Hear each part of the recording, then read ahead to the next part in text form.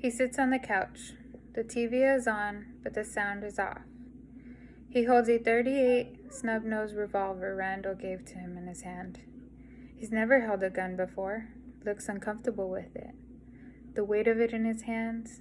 He points at the TV, hand trembling, points it at the cat, points it at his head, looks closely at the grip, the barrel, the cylinder. Now he casually pulls the trigger. Bam! What the fuck? He looks around in panic, his hands shaking. He shot a hole in the wall. Happy?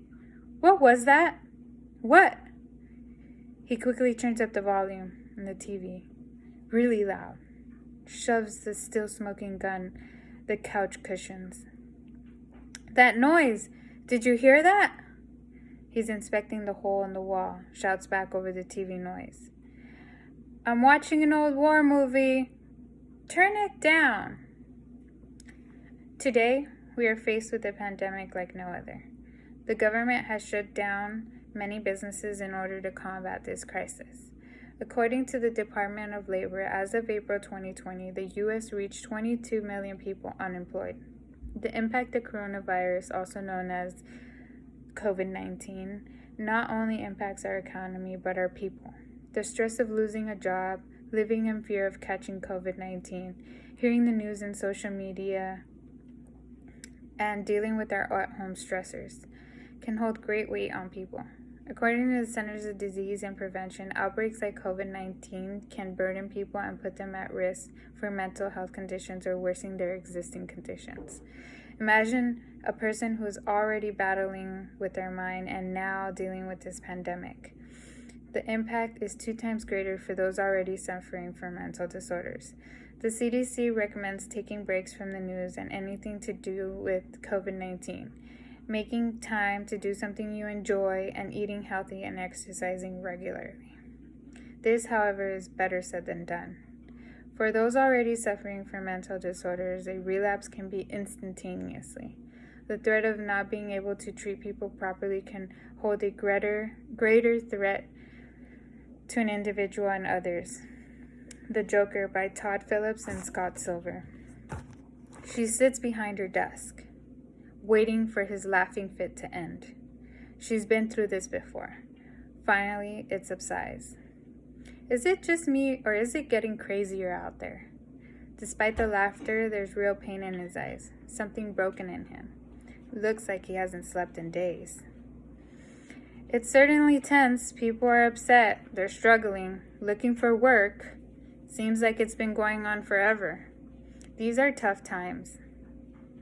Have you been keeping up with your journal?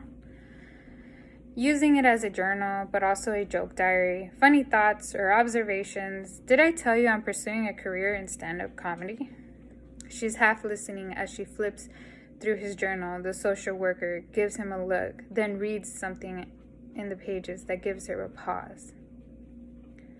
I just hope my death makes more sense than my life. All right.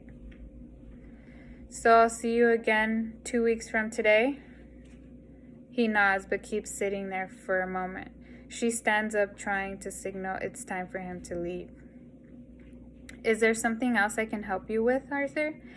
My next appointment is waiting. He just keeps sitting there. Yeah, I was wondering if you can ask the doctor to increase my dosage on my medications. Nothing seems to make sense. I just don't want to feel so bad anymore. Arthur, I have some bad news for you. He looks up, intrigued. They've cut our funding. We're closing down our offices next week.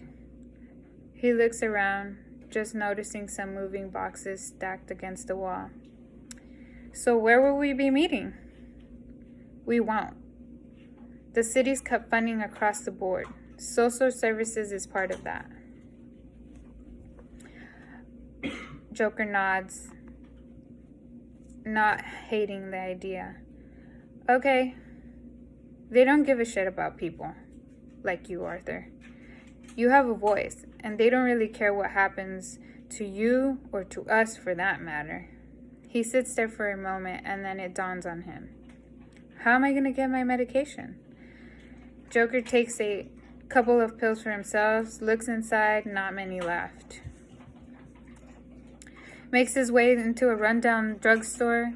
Behind him, two drunks fight on the corner, beating the shit out of each other. Joker and nobody else, for that matter, pays him any attention. No one here gives a shit. How's your mom doing? He takes a deep breath. He's uncomfortable talking to her. Holds up the white prescription bag. It's day to day. I'm doing everything I can to get her back on her feet. He picks up her medication. He watches the sick and dying being rushed through their glass doors, opening and closing. This happens in the background throughout the scene. Walks into his mother's shared hospital room, passing an elderly, wheezing woman in the bed, closes the door, sees his mom on the bed window. He pulls the blue curtain, separating the beds, giving him and his mother some privacy. She sits down on the edge of the bed. She smiles when she sees him. Lying in her bed, the TV is on, playing the local news. Ma, eat. You need to eat. You need to eat. Look how skinny you are. Before Joker can say anything, his mother points to the news on the TV. All day long, it's more bad news. That's all there is. Maybe you shouldn't watch so much television.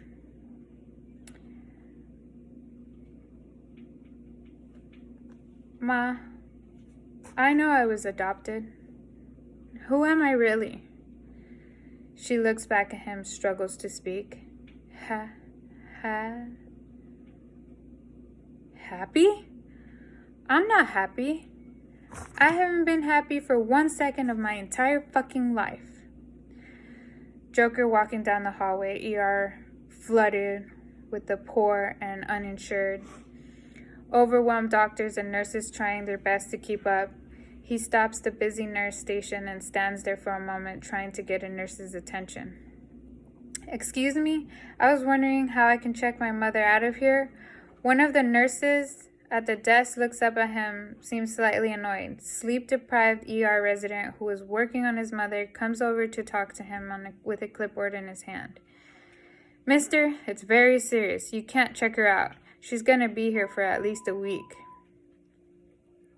She's not going to want to stay that long. She doesn't like hospitals or doctors. I'm sorry to hear that, but she can't just leave. I'm sorry. I can't, like I said, I can't release this without proper forms. I could get in trouble. Besides, it's pretty bad. I don't like hospitals either. The resident just nods, looks down at the clipboard.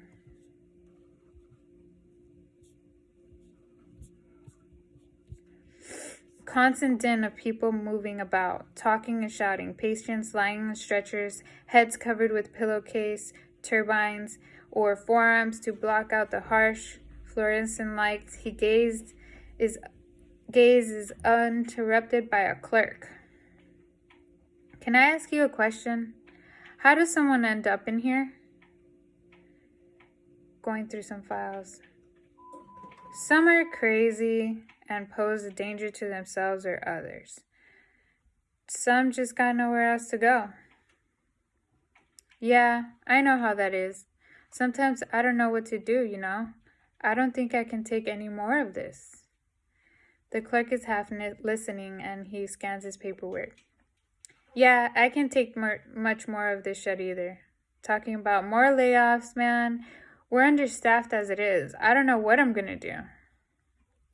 Joker looks up at the guy thinking he's made a connection. Last time I ended up taking it out on some people. Bad shit.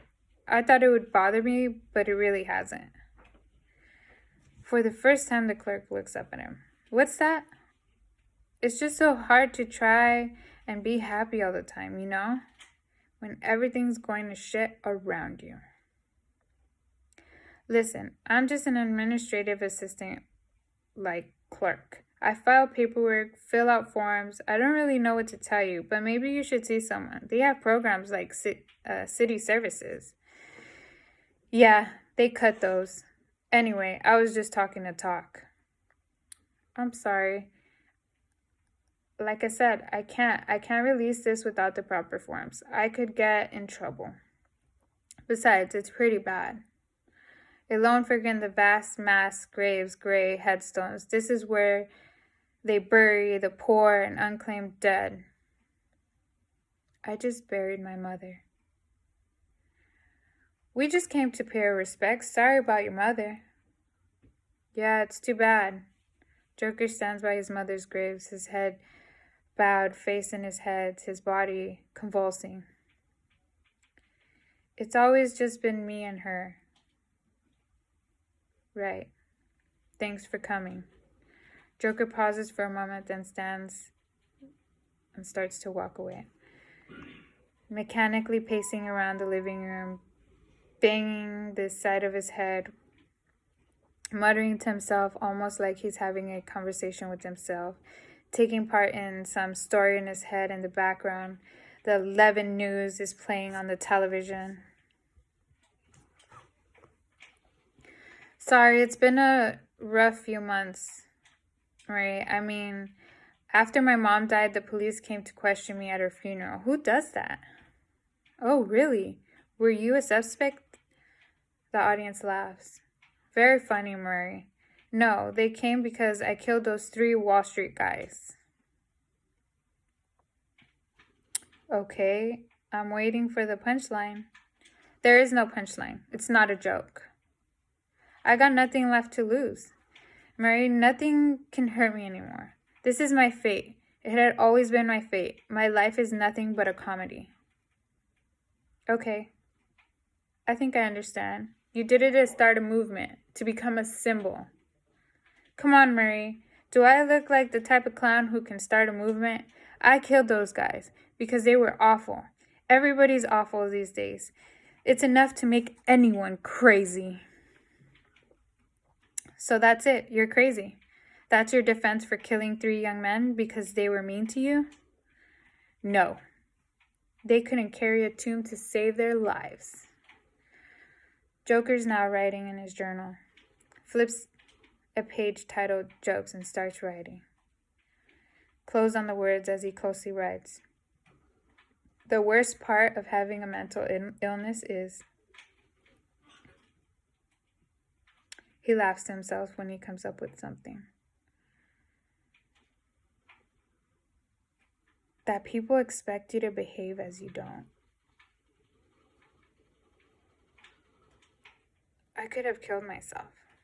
He crosses out could, writes should. I should have killed myself. As he crosses out something again, I should kill myself. Joker runs to the bathroom, locks the door behind him, and suddenly everything hits him all at once. Before he bends down, Joker catches the reflection in the mirror. Smudged mirror, sees himself holding the gun to his hand.